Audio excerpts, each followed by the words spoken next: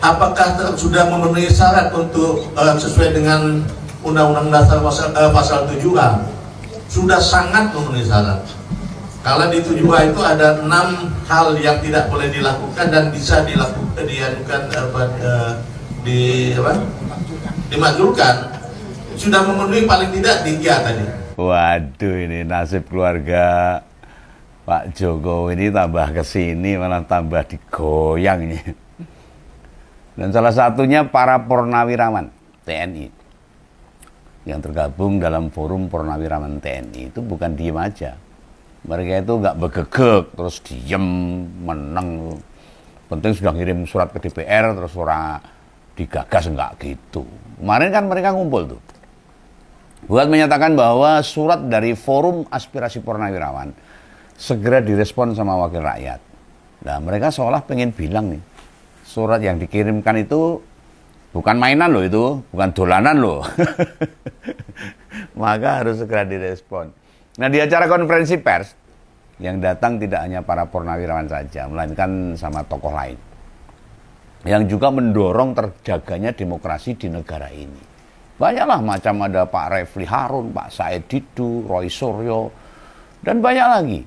Ini yang mengangkat isu ijazah palsu Pak Jokowi itu loh, yang lagi rame sekarang. Nimbrung semua ke sana juga tuh. Ngewangi kancane. Gawe tambah gayang itu. Ini menggambarkan masih banyak masyarakat dan bangsa kita yang peduli pada kondisi Indonesia, khususnya rusaknya demokrasi dan salah kaprahnya konstitusi. Satu hal yang penting, salah satu jenderal penanda tanganan aspirasi itu, yang juga mantan Menteri Agama, akan mencoba bertemu Pak BY, mantan Presiden juga, Pak SBY. Dia pengen tahu sikap Presiden ke-6 ini tentang aspirasi mereka. Nah kan sama-sama dari TNI. Ini yang paling update bagi Begawan ini, dan bisa gawe gobios. Kan Begawan ungkap tuh tentang pertemuan Wapres Gibran itu dengan Jenderal Hendro Priyono.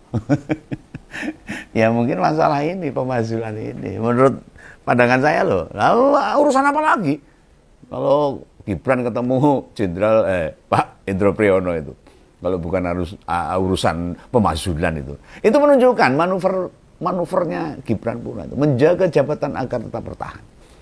Yang belum nyimak monggo dari diklik itu saja ngompol kemarin itu.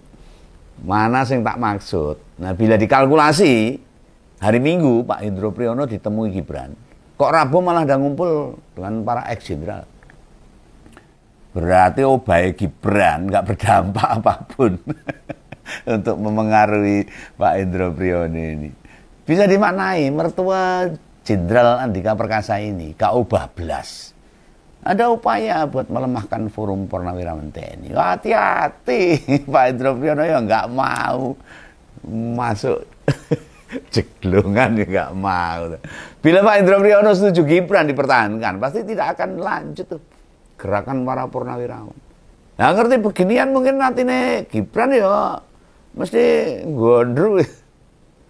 Neng lagi-lagi bukan Gibran ada pasrah begitu saja. Biar ex prajurit gak makin kendel goyang posisinya, dia usaha dengan nyari pintu lain. Apa mungkin Pak BY masih respect dengan Gibran yang lagi nyolu dia? Lalu dulu diblesek-blesek kayak saya ini mau minta tolong. Ataukah Pak BY lebih mendengar para rekan sejawatnya di militer untuk sama-sama bersuara, untuk melengsarkan, memazulkan Gibran? Ya kita tunggu aja. Dan tentang desakan pemazulan Wapres yang kita tahu belum ada pergerakan sama sekali dari Jokowi, ya setidaknya yang terlihat di manuver-manuvernya. Apa mungkin Pak Jokowi seorang gagas anaknya? Ya rala. Mungkin gandeng sakitnya, sakit alerginya itu gak dipedulikan sama Gibran, ya mungkin ganti dicuekin masalah pemazulan itu. Loh bisa jadi loh itu.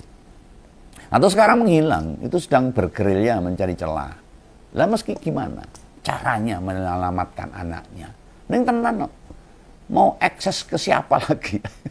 Akses ke siapa lagi? Bingung dia.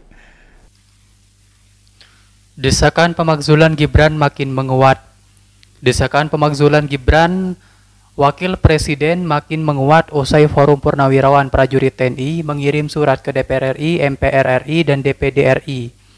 Surat resmi FPP TNI bertanggal 26 bulan 5 2025 dan bernomor perihal usulan pemakzulan Wakil Presiden Gibran tersebut dialamatkan kepada Ketua MPR RI, Ketua DPR RI, dan Ketua DPD RI, masing-masing dalam periode yang sama tahun 2024 hingga 2025 dengan total lembar sebanyak 7 halaman.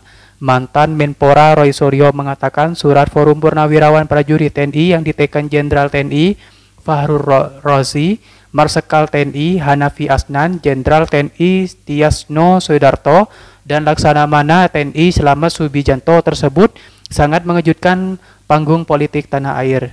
Hal ini terjadi karena surat tersebut secara lengkap memuat banyak pertimbangan yang sangat detail, mulai dari pelanggaran prinsip hukum, etika publik, dan konflik kepentingan, yang berisi penjelasan soal Gibran ketika memperoleh tiket pencalonan melalui perubahan batas usia Capres-Cawapres dalam putusan MK, yang melanggar Undang-Undang Nomor 48 Tahun 2009 tentang Kekuasaan Kehakiman. Selain itu, kata Roy Suryo, akun Instagram Gibran terciduk mengikuti atau memfollow akun @bangjabrik, game yang membuat konten judi online, meski saat ini sudah tidak lagi mengikuti. Di sisi lain, Gibran pensiunan jenderal ancam duduki MPR. Desakan agar Wapres Gibran dimakzulkan atau dipecat makin menguat. Selain pensiunan atau purnawirawan jenderal TNI yang mengirim surat ke DPR agar segera memakzulkan Gibran, juga advokat yang mengirim somasi agar putra sulung mantan Presiden Jokowi itu legawa mundur. Mereka memiliki pandangan yang sama terkait Gibran, yakni tidak mumpuni memimpin bangsa ini. Apalagi proses pencalonan Gibran itu telah mencoreng konstitusi Indonesia. Akan tetapi respon DPR RI terkait pemakzulan Gibran ini sangat lambat. Maka jangan heran bila pensiunan Jenderal TNI mengancam bakal menduduki gedung DPR atau MPR RI. Terkait hal itu, Ketua DPR Puan Maharani menegaskan bahwa surat pemakzulan Gibran dari Forum Purnawirawan belum diterima oleh pimpinan DPR. Padahal surat tersebut sudah dikirim hampir 2 bulan yang lalu. Puan janji akan mengecek kembali perihal surat pemakzulan Gibran. Dia menyebut akan mengecek pula langkah-langkah yang bisa dilakukan oleh DPR. Menurut Puan, DPR akan memproses surat tersebut sebaik mungkin. Sebelum mantan Kepala Staf Angkatan Laut, Laksamana TNI Purnawirawan Slamet Subijanto menyampaikan ancaman Forum Purnawirawan TNI akan menduduki MPR jika pendekatan secara sopan melalui surat agar Gibran dimakzulkan tidak kunjung diproses DPR. Slamet kemudian menyinggung kondisi bangsa yang akan berada di ujung tanduk apabila masih dipimpin oleh Gibran. Dia mendesak seluruh elemen yang masyarakat untuk bergerak menyelamatkan negara. Ia mengungkapkan kekecewaan lantaran surat-surat yang mereka layangkan ke DPR tidak mendapat tanggapan. Karena tak ada respon, ia bahkan menyebut DPR tidak sopan memperlakukan purnawirawan TNI.